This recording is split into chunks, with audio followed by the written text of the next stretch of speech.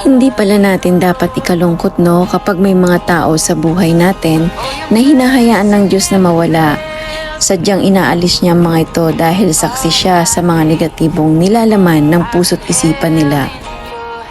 May isa akong kakilalang pare na minsan sa buhay ko ay nag-iwan ng mga magagandang payo at salita na tumanim sa puso at isipan ko.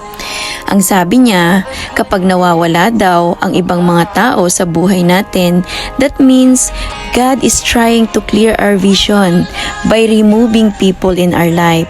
Some people are like veiled. They were there for a reason and not for a season. Meaning, hindi natin sila makakasama for a lifetime. God is preparing us for something greatest purpose in life, so we should be grateful and celebrate for that. Just keep moving forward. Stay kind and you will be blessed in no time.